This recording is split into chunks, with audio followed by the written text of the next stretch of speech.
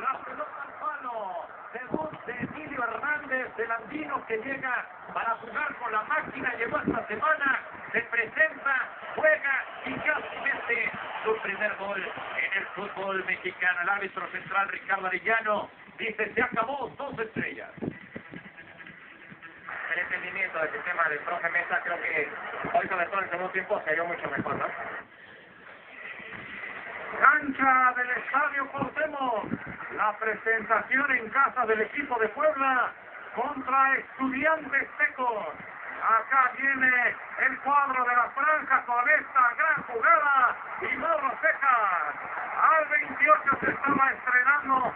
Vean cómo queda detrás de la pelota. Remata todo y hace el 1-0 para el equipo de la franja.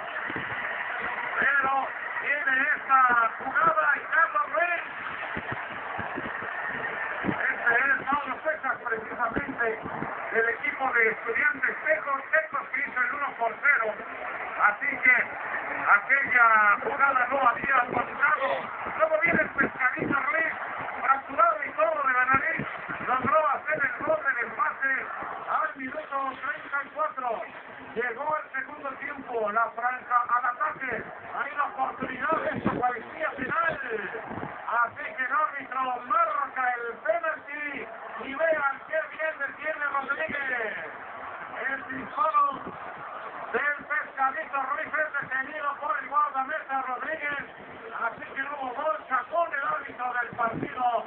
Puebla y Estudiantes 1-1. Una estrella de partido.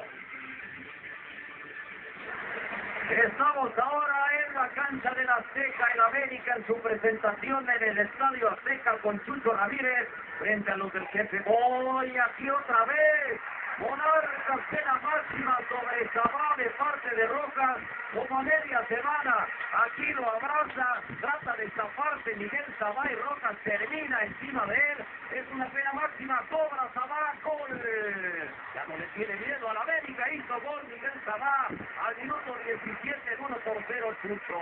Chucho observaba bien y cobrado arriba, de hecho iba a cobrar el Pollo Salazar, la pelota la pidió Sabá, toque de primera, insistencia aquí, que tenía una falta, no había sobre Yango Sayudo, pero luego viene el tiro de esquina en donde sí había una falta que no señaló el árbitro.